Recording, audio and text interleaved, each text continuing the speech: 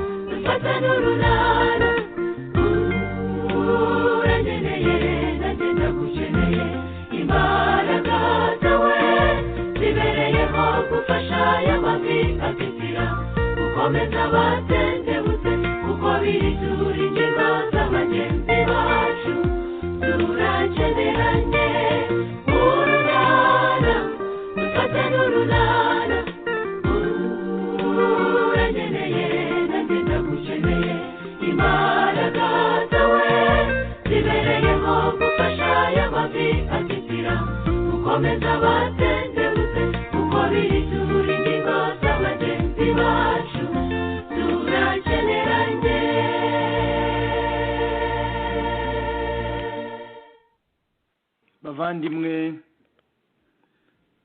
turi kumwe kuri uru ruganiriro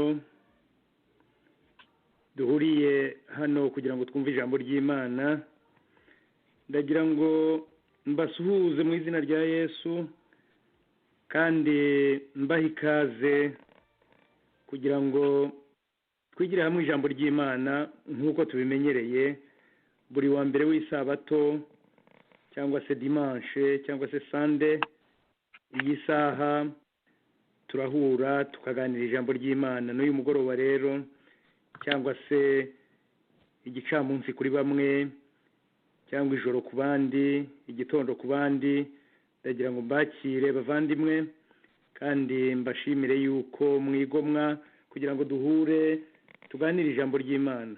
Ni amahirwe akomeye cyane tugomba guhora dushimira Imana yaduhaye ubu buryo inyuze mu bagaragu bayo abayobozi ba radiyo Iteme kugira ngo tubone uyu mwanya wo gufataniriza hamwe kugira ngo twigire hamwe ijambo ry'Imana.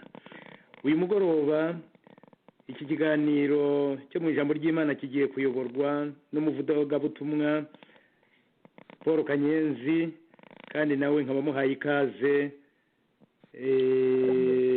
kugira ngo twese ubwo agiye kutugezaho icyo Imana yamutumye tumusabire imigisha kandi tumushimire yuko tugiye guhura nawe muri uyu mugoroba no kuganira nawe muri uyu mugoroba.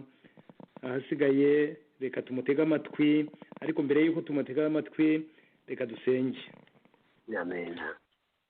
Mana yacu urakoze cyane kuko uri Imana ikomeye, uri Imana itameze nk'ibindi bigirwamana, uri Imana ikomeye cyane, uri Imana yaremye ijuru n'isi n'ibirimo byose, natwe yaturemye, uri Imana igira ubuntu n'imico myinshi, kubona turi ibiremwa byawe ariko ukatwemerera tugahura nk'uku nguku kugira ngo tuganire nawe, kugira ngo dusabane nawe. Ni iby'igikundiro kandi ni amahirwe menshi waduhaye tukwiriye kujya duhora tugushimira. Urakoze Mana kuko uduhurije hamwe. Ngushimiye cyane abana bawe bari kuri uyu murongo bateze amatwi iki kiganiro ndetse n'abazakomeza kucyumva.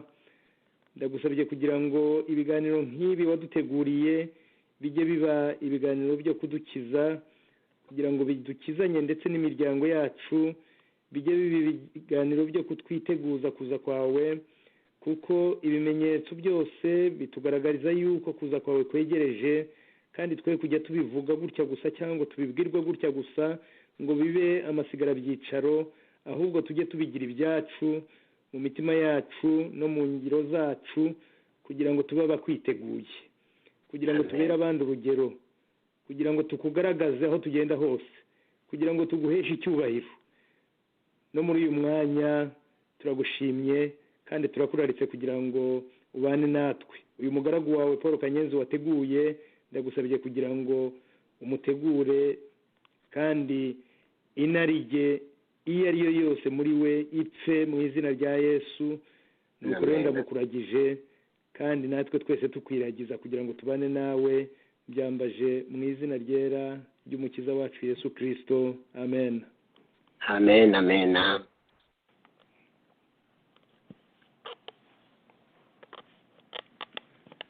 Umwanya rero ni uwa Paul Kanyenzi. Yego, murakoze.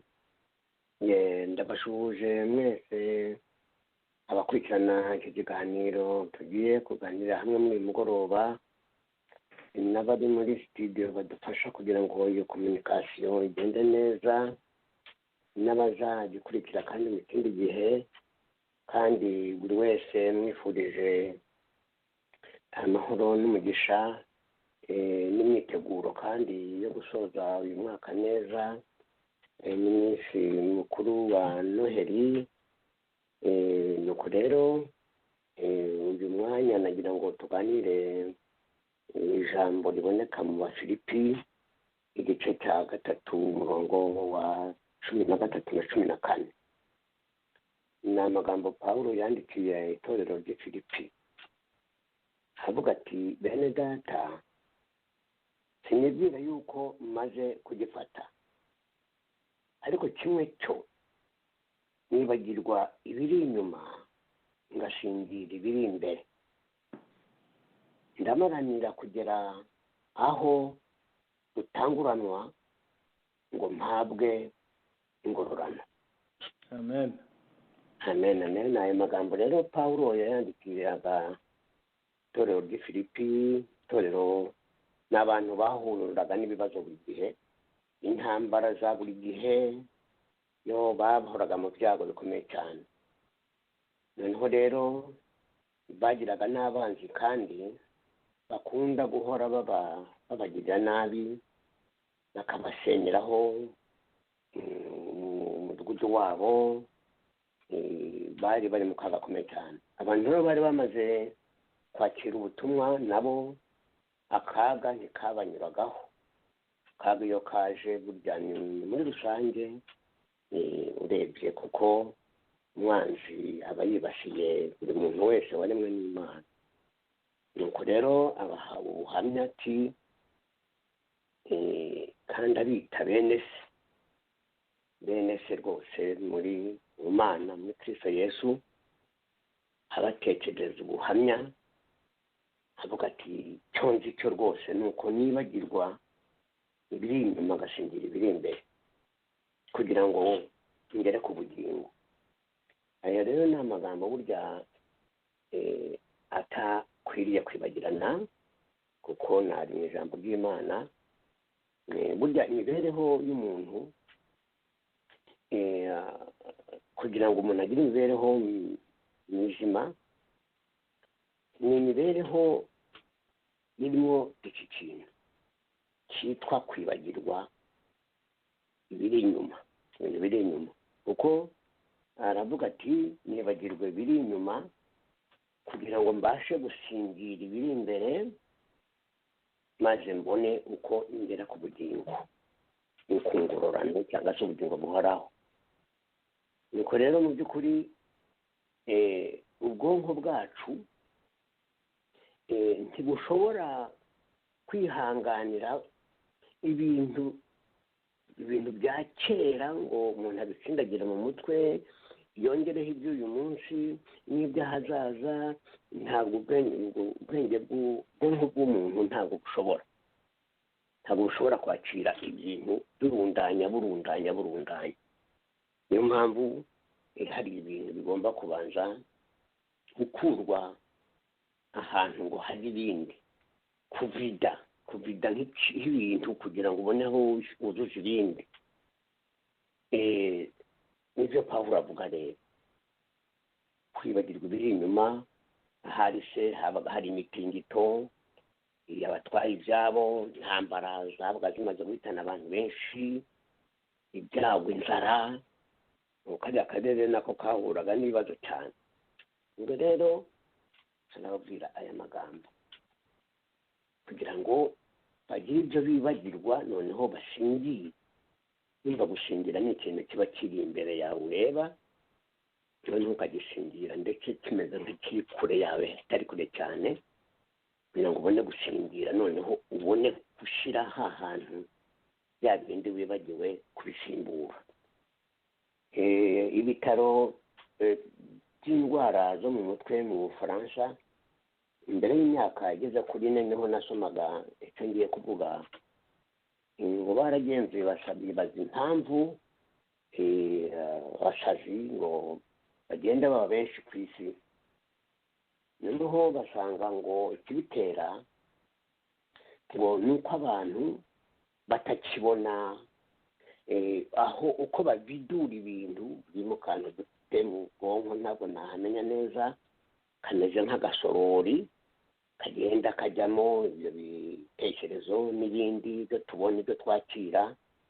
Noneho rero ubundi umuntu yaba n'ingorane n'ibindi ndetse n'umunezero. Burya umwana w'umuntu agomba kugira uwo aganiriza icyo cyiza yabonye, ko yaganira ikibazo yagize, hakaba ndetse hariho n'iby'ibanga umuntu agomba kumubitsa kugira ngo amufashe ye kuremererwa n'ibyo bintu. Basanze rero ngo abantu bo ku isi ngo bararwaye ndetse indwara benshi bo ku isi abarire ngo bararwaye indwara yise ngo diyaredemo, indwara y'impiswi y'amagambo. ni ukuvuga ngo umuntu atakibasha kubika ibanga, noneho bigatuma rero umuntu avuga ati mva ntawe nabibwira sinanabibwira kanaka, noneho atazankorera ishyano. noneho bigatuma ibyo bintu bigenda byiyakimira haza byuzura. okay, ako kantu rero kamara kuzura muzamfasha ababizi cyane barakazi, noneho bigasandara rero agasandara, noneho umwanya umuntu yari muzima akabona uwo mwanya yafashwe n'indwara n'izo zo mu mutwe. nuko rero icyo gihe rero hasobanuwe neza yuko ngo n'abanyamadini, ubundi mbere abanyamadini babwirwaga amabanga kandi bikaba birangiye ntawe uzabivuga. ni nako byari bimeze icyo gihe mbere, ariko nabwo aho mbyirukiye nasanze nabyo byarimo ibinyoma, kuko hari umuntu umuyobozi w'idini, umuntu yabwiye ibyaha kugira ngo amukize ibyaha, amuhe ibyo bita solution, penitentiaire na solution. nuko noneho icyaha yari yarakoze ni uko yari yaribye imashini zo muri foyer y'ikigo cy'abapadiri, arabimubwira kuko bashoboka kutagira icyo uhisha. nuko rero ageze aho baramubwira ati ndaje, nuko afata ipikipiki rwihishwa, nuko ajya kuzana abaparaza bajyana uwo muntu rero baramufunga, kuko bamusatse bagasanga ko izo mashini aho yavuze yazihishe yarazitwaye. byatumye rero abantu nanone ibyo bintu byo kuvuga amabanga byatumye benshi ndetse bazinukwa, abanyamadini bavuga bati baje batubeshe ko babika amabanga batari ko ntabo nabo ni nkatwe. nuko rero bigatuma rero umuntu ibyo byose bibaye byabonye bibi ingorane, bigatuma rero abibika rero. ibyo byabasanze rero ibisherike bakoze basanga ariyo mpamvu byuzurana, nuko abantu ugasanga bataye umutwe. nuko rero noneho Pawulo rero aragira inama abantu muri Filipi, kandi natwe tugira inama ati mwibagirwe ibi byinyu biri inyuma, kugira ngo habone uko ushingira ibindi biri imbere, ubone aho wabishyira, noneho ubone n'uko ushingira ubugingo buhoraho. ariko adafatanije ibyo bintu bya kera byarangiye, afatanye n'ibiri imbere ibyo yakira, ibyo ni uburwayi n'umukristo bose adashobora gushobora, nubwo yabyigambaho ko ashoboye, ariko yaba ari imvugo yo kubeshya. umuntu agomba kugira ibintu bibagirwa, bigatuma abividuye, hakabona umwanya hajyaho ibindi akwiye kwakira. nicyo mu by'ukuri Pawulo avuga, abwira abafilipi bafite ibibazo byinshi, ingorane nyinshi, kuzitondora byafata umwanya, ariko iki kintu ni icy'ingenzi. arababwira ati mugende mwibagirwa, mwitoze kwibagirwa ibintu byababayeho, kugira ngo mubone uko mushingira ibindi byiza biri imbere. aha rero birumvikana yuko nk'igihe tuba tugerageza gusoza nk'umwaka, abantu bakwiye kwitoza aya magambo ya Pawulo yanditse abafilipi, kugira ngo ibintu byabayeho mu uyu mwaka tugiye gusoza, ni urugero. igihe dukora n'iminsi mikuru, noneho ugerageze kuvidura ngo hatagira ibintu wimukana mu wundi mwaka, ko bizakubana byinshi. kuko nanone umwaka umuntu aba agiye gutangira, hari ubwo haza n'ibindi ahubwo by'ingorane birenze ibyo umuntu aba adahuye nabyo. kuko mu by'ukuri burya iyo dukora n'umunsi mukuru twishima yuko dushoje umwaka, hari abantu bibeshya ko tuba turya umwaka ugiye gutangira. oya ntabwo ari ibyo umuntu yakwiye gukosora. turya umwaka dushoje, ariko utangiye ntabwo ari wo turya, kuko murabizi ko hari abantu benshi bagira za gisidari z'indege, amamodoka, ukumva ngo bari bagiye mu munsi mukuru wa bonane, mu munsi mukuru ukomeye, ukumva ngo imirambo yabo bayijyanye mu buruhukiro. urumva rero ntabwo ari uwo mwaka apfuye ku itariki ya mbere nijoro yiriwe ameze neza. urumva ko uwo mwaka rero ntabwo ari wo yariye, ahubwo yishimira ngo urangiye. ni gutya nibyo twishimira ndetse tunezerwaho. noneho ariko tukagera nanone mu gihe cy'umunsi mukuru umuntu akagira nko kugambirira, cyane cyane nk'abakristo bagomba kugambirira bakavuga bati umwaka ushize nagize igihombo kimeze giti, ese naba hatakiza nakoze. noneho umuntu akagambirira kugira ngo icyo kitari cyiza gisigare inyuma, noneho kugira ngo abone hazashyira ibindi byiza, cyangwa se n'ingorane zizamubaho kugira ngo bitirundanya muri ako kantu naburiye izina, ariko ubwo murakumva, noneho bigatuma waba nk'umuntu nyine utari mutwe. niko umwana w'umuntu akoze, kandi ni icyifuzo cy'ijambo ry'Imana. umunsi mukuru dukora no gutekereza ngo Mana, ndagusaba kugira ngo umwaka se tugiye gutangira, mu kinyarwanda turavuga ngo uzababere umwaka w'amata n'ubuki. yego nibyo, ariko koko se ukaniyumvisa ko ni wowe ufite ubuki n'amata, ese wabiha umuntu udafite ubuki? kuko si umuntu wese uba ufite ubuki, si umuntu wese kandi uba ufite amata. wowe ukumva ko koko umuntu wamuha ubuki kugira ngo yumve koko nawe akarya ubuzima. umunsi mukuru nk'iyo tuba turimo nanone itarangiye neza, ni nk'uko twabitekereza ngo kera umuntu aridagaduraga akajya gusura abantu. n'iki gihe rero twavuga ngo ni umwaka urangiye nabi. mu by'ukuri ntabwo uyu mwaka uba urangiye nabi, rwose, kuko burya ibintu byose biba ku isi Imana izi impamvu yabyo. iki kirwara cyatase isi, abantu benshi ubwo bubaha Imana bakeka ko hari Imana itagira amaso, itarora. irarora,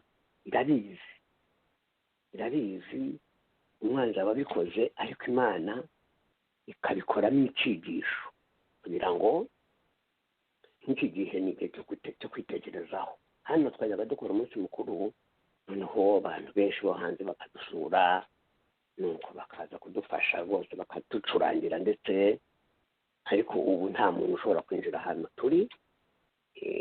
n'umwe bari batwemereye, nabyo nta muntu uhagera. ariko icyo ngicyo cyiza cyane ku bantu b'abakristo basoma Abaroma 8:28 ngo byose ku bakunda Imana bifataniriza hamwe kubazanira ibyiza. rwose Imana ibibizi. noneho akaba ari igihe cyo kwitekerezaho. hari abanyamadini bajyaga bahurira mu nsengero, sinakubwira, bagakora kwishimisha, bakaba baje kwishimisha, ariko nyamara aho bavuye wabaho mu mago hari abantu batishimye. ubu rero ni igihe cy'ubutumwa bugomba gusozwa, cy'uko abantu bagomba gutangira gusozereza ubutumwa nk'uko bwatangiye. ubutumwa bwatangiriye mu mago, mu miryango, bugomba gusorezwa rero nanone mu miryango kugira ngo abantu batabashije kugira abavandimwe begeranye batagejejeho ubutumwa, kugira ngo bagezeho ubutumwa kandi bujya guheruka isi. kuko uyu mubumbe w'iyi si niba warasogongeye icyaha, ntabwo bizakomeza kuba bitya. ntabwo Imana yakwemera ibintu bibera ku isi gutya. burya hari igihe umwanzuro uzafatwa, noneho Imana igahana isi ya none nk'uko yahannye isi igihe cy'umwuzure wa Nowa, kugira ngo uko ijambo ry'Imana rivuga ati dore byose ndabihindura bishya, ndarema ijuru rishya n'isi nshya, ibyo gukiranuka bizabamo. Byahishuwe 21 umurongo wa mbere ugakomeza, niho hari ayo masezerano. Ntabwo rero ibyo bishobora kubaho ari uko abantu bahora binezerewe gusa. Hari ibintu by'umubabaro Yesu yakunze kubwira intumwa ze bizabaho, bigeze no kubaho. Turi mu bihe byabyo rero, ariko noneho bishaka kuvuga ngo nubwo abantu batagiye mu nsengero, ariko noneho umuntu anabwira na madamu ati ni ukuri ahantu arakugoye. Madamu ati bwana rwose nanjye ndabizi. Ugasanga noneho ubutumwa kugira ngo bujye ku ruhimbi no mu nsengero bizaba bifite agaciro k'ubutumwa bugiye mu mago. Ni ukuri kandi icyo kintu cyo gutekerezwaho, nta gucika intege guhari, kuko byose bibaho Imana ibizi, nta gucika intege. Kuko hari amagambo aboneka mu byakozwe n'intumwa 5:28, niho nanone ni Pawulo bivuga ko yagendaga mu ngo abwiriza ubutumwa. Ibyakozwe n'intumwa 20 ajya gusezera ku ntumwa ku bayobozi b'itorero, yavuga ati mumenye ko nagiye njya mu rugo rw'umuntu uwo ari we wese, kandi umukiza wacu niko rwose yakoze. Yagajya mu ngo z'abandi agasanga abantu bararwaye akabakiza. Ibyo bifuza na referanse yabyo ni umurimo wa Gikristo, paji 114, niho Yesu yajyaga ajya n'imiryango akajya kubafasha. Abantu aho bateraniraga, abayobozi inshuro nyinshi, hari uwavuga ati ni njyewe ugomba kujya imbere, undi ati nanjye ndajya imbere. Ugasanga abantu bararwanira aho hantu, abantu bareba hitwa Mimbara cyangwa se ku ruhimbi, kuri aritari. Aho hantu ni ahantu harwanirwaga. Rero ntabwo uzongera kurwanira kujya kuri aritari, ubona aritari ujyayo koroni gufate. Ubwo rero ni ikintu cyiza cyane kugira ngo abantu noneho bakore umurimo mwiza w'imuhira rwose. Ubu ni igihe cyo kuba umuntu yaterefona umuntu noneho nko mu mahanga mu nzu, kuko ati ni ukuri nabuze n'umwanya wo guhamagara bagenzi banyu pe. Ubu rero ni umwanya wo kuba wahamagara umuntu noneho mukavugana, ni umwanya ndetse wo kwihanana, muvandimwe aka kantu kagenze neza. Iki ni igihe rero cyo kwitekerezaho, icyo bita kugira ngo kwihana no kwihanana. Iki ni igihe cyo kubwirazanya ukuri. Umuntu akabwira ati ni ukuri sinshaka kugushiga, tuzajyana umugambi w'Imana, sinshaka gushigara, kuko nibyo Imana ishaka. Ntabwo umuntu ashobora kuvuga ngo yajya mu ijuru hari abandi baturage umuntu mutagezeho. Abamanika 3, ubutumwa buheruka isi ni ubutumwa bugomba kubwirwa amahanga yose, amoko yose, indimi zose. Ni uko rero abatwaramucyo ntabwo ubu butumwa ni ukuri nta n'igice cya kabiri ntikirabasha gukorwa. Iki ni igihe rero ntabwo Imana iyobewe ubwenge, igendana n'igihe uko kimeze, ikaba ifite ibyo igomba gukora. Nuko rero niyo mpamvu noneho iminsi mikuru twari tumaze iminsi tumenyereye ni kwitondera. Hari igihe umuntu yakora umunsi mukuru, hari umunsi mukuru w'ubwigomeke, umunsi mukuru w'ubwirasi, kwa kanaka bo ntibatetse, bo ntibari bari aho twari turi. Oya rero none Imana itumugume mu rugo mwese, kugira ngo noneho buri muntu wese yitekerezo, arangize ibibazo by'imuhira, arangize ibibazo by'abana, arangize ibibazo by'umuturanyi begeranye. Kuko iyo umurimo uzaba ugiye kurangira, tuzabazwa ngo mbese kwa kanaka icyo wababwiye se aha n'aha mwarahageze. Nasomye amagambo nk'ayo ngayo ngo marayika agiye gutura raporo ku murimo warangiye, nuko Yesu amusubiza ati genda ubaze abo nashinze umurimo basigaye ko bageze no mu bihanamanga, ko bageze ahantu hose, mbese bakomanze ku rugi rw'inzu iyo ari rwo rwose, ku rugi rw'inzu yose. Marayika aravuga atoya, ntabwo ari inzu zose, oya, tisubirayo rero, ubutumwa bubwirwa amahanga yose n'amoko yose n'indimi zose. Icyo gihe rero imperuka izahera kwize. Ariko nidutinda rero muri iyi si tutabasha gukora umurimo nk'uwo, tuzayitindamo kandi tuyibabarizwemo kandi tuyipfiremo nabi. Burya ikintu Imana yifuza ibiri ku isi ni ukubikemuza ubutumwa, nta bindi.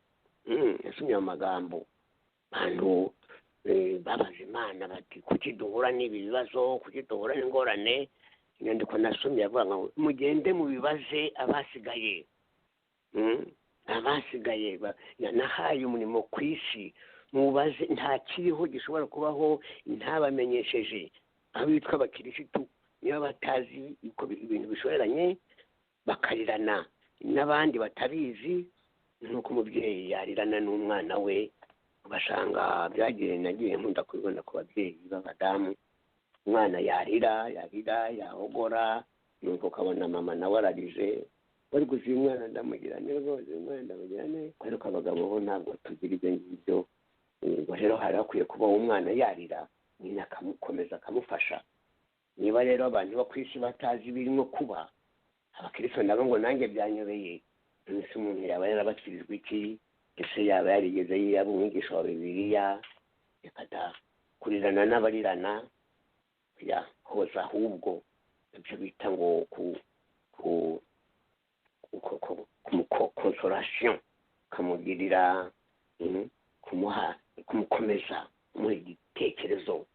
Umuntu akavuga ati ibi ndabizi, humura, umwanzuro wabyo ni mwiza, ibi bizashiraho, hazabaho igihe cy'iteka ryose abana b'Imana banezera mu bwami bwa Yesu. Ati yego rata, murababara none, niko Yesu yavuze ati murababara none, ariko muhumure. Agereranya ni ubutumwa bwa Yohana 16, mwisi murababara ubu, ariko muzagira umunezero. Umubyeyi yari kubise, yewe nta nubwo bamusezeranira amamiliyoni y'amadolari ngo aceceke, oya, kuko igiseki kiba kimeze nabi.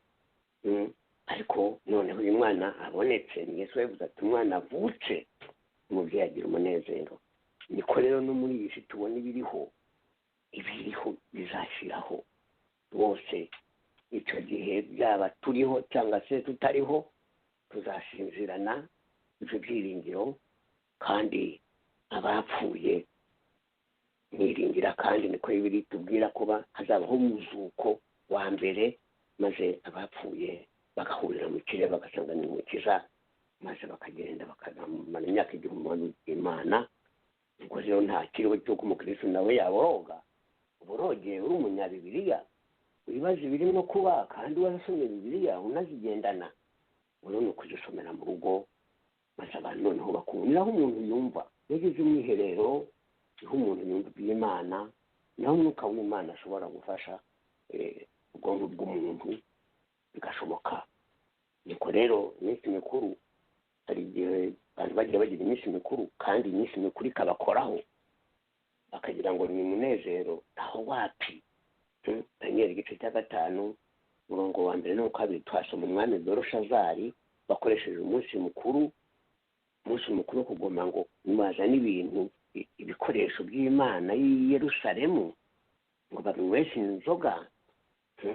Niho yabonye ikiganza cyandika kusika, amagufa arajegera. Umunsi mukuru yari arimo ngo wari umunsi mukuru wo gusambana.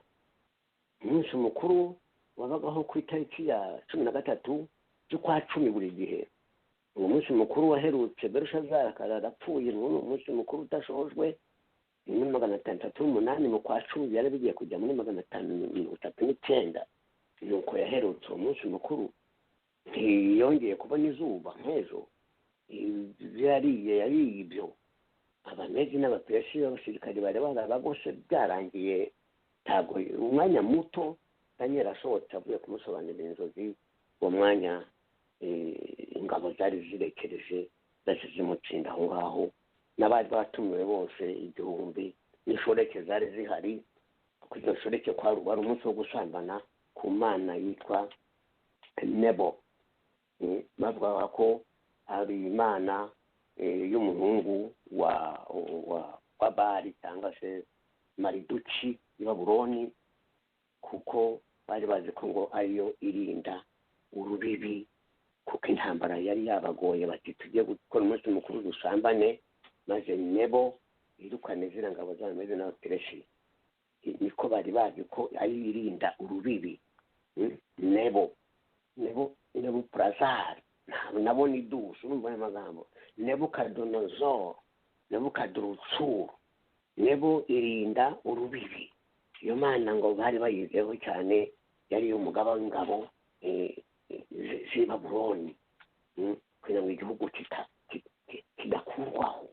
Ariko uwo munsi cyari bigiye ingoma yari igiye kurangira, ko Yeremiya yari yavuze, Yeremiya 27 umurongo wa 13 bakomeza, niho yari yavuze ko ingoma y'i Babuloni izageza ku mwuzukuru wa Nebukadneza.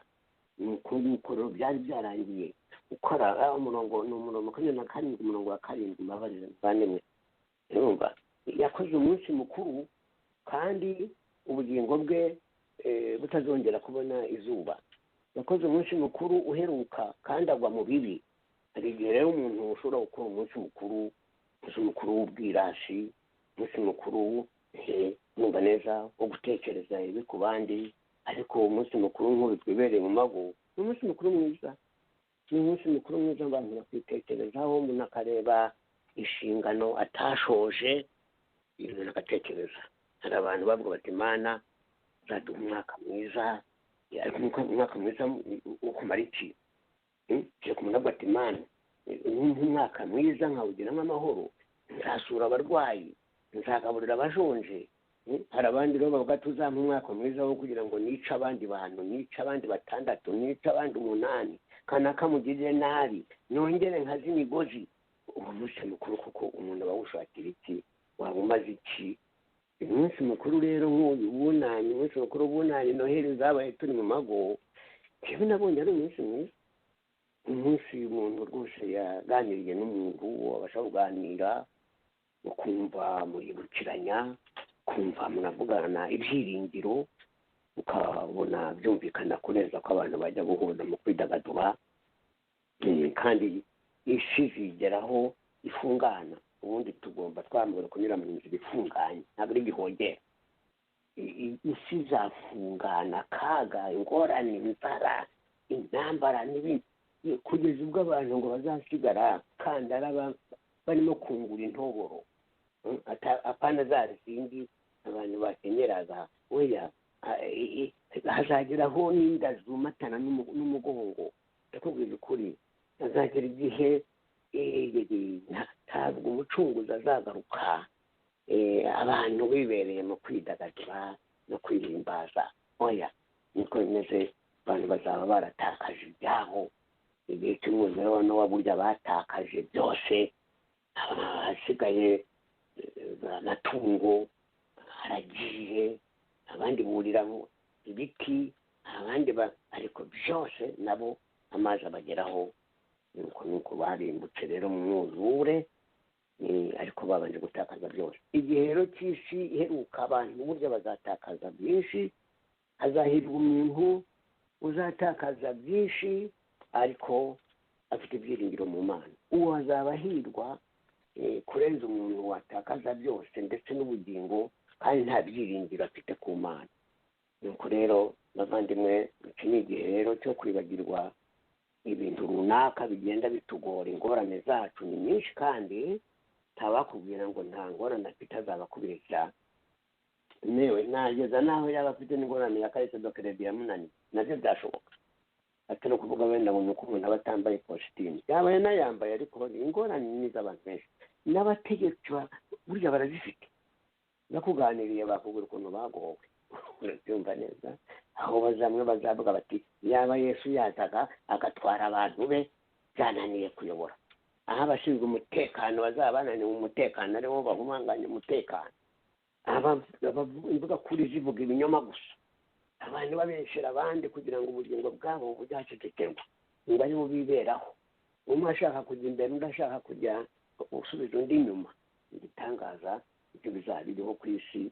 Hahirwa rero ndetse n'abazashinjira mu mwami, niko ijambo ry'Imana rivuga, Yeshuwa 14:13, hahirwa abapfa ngo baruhuke intambara, baruhuke imibabaro, hahirwa abapfa bapfira mu mwami, oye baruhuke imibabaro. Bibiliya ivuga ngo iyo mirimo yindi yamuvunaga birangiye, aruhukire mu gitugu. Nuko aya magambo rero Pawulo avuga abwira Abafilipi, yifuza ko yaba yacumuye uyu mugoroba kugira ngo twibagirwe ibiri inyuma, maze tubone aho twishirira ibindi. Hari Imana niturinda bizabaho byiza, cyangwa se n'ingorane zizaza ari nyinshi, tukabona aho dushira no kugira ngo duturize mu Mana, maze hirya tukaba twashingira ubugingo buhoraho. Ni icyifuzo rero nakwifuriza buri muntu wese wakumva iki kiganiro, kandi ikiganiro imbaraga y'Imana giteremo imbaraga ikomeye cyane kugira ngo umuntu abitekerezeho. Nuko nicyo cyifuzo kandi nifuriza buri wese, nanjye nkifuza kwibagirwa gukoropa ibintu runaka nkabikura muri wowe, nkabikura muri jye, nkibuka nuko hari n'uwo nagiriye nabi, navuga ni koko ntacyo namumariye. Reka uzi kugira ngo noneho umwaka ugere ubonane, kandi umuntu atavuga ati mwene data ndamugoye, reka aze mu buhore, mwene data namututse, reka musaba imbabazi. Nta kindi kibaho uretse kwibagirwa, ugakoropa ukavanaho, maze ibindi bikaba bisha, bigatuma wumva ko ukarira ubuzima, ukaba muzima rwose. Nuko rero bene wacu bafite ibibazo by'uko benshi bigunze, bari mu ngorane, bari mu kaga, Imana irashaka ko abo bantu rero tubavugisha, ababasha kwegera bakabegera. Ni umurimo umeze wo gusoza igihe giheruka. Ni ukuri rwose, nubwo abantu bibwira ko ngo ibihe bizasimburana iteka barakubeshya. Ni ukuri igihe kizagera noneho Yesu ahagarika impuhwe, tuzaba twaramaze rero gufasha bagenzi bacu, tubabwira ubutumwa bwiza, ibyo dukosora tubikosora. Nuko rero aya magambo aba yacu, bene data, sengesho yanjye mbasabira izina rya Yesu, amena. Amen. Amen. Reka senge. Mana ihoraho, tugushimira ko atari umwanya uduhaye kugira ngo tuganire ibyanditswe byera. Wahumetswe nawe, umwuka w'Imana ari mu ijambo ryawe. Aya magambo yanditswe kera, ariko n'ubu aracyariho. Ntabwo ari Bibiliya, ntabwo ari ibinyamateka. Nuko rero aya magambo Mwami wacu dufasha kugira ngo aba yacu muri uyu mugoroba twibagirwe ibiri imbere, tubone gushingira ibindi, tugere ku bugingo buhoraho. Ntitwafatanye ibintu byose ngo turunde mu ntoki, turunde mu bwonko, ntibyajyamo. Tugire ibyo twibagirwa kugira ngo twakire ibindi, kandi dukore ibyiza, dusingire ubugingo. Niyo masengesho nyagasani muri uyu mugoroba, bwa Yesu. Amen. Amen. Amen. Amen.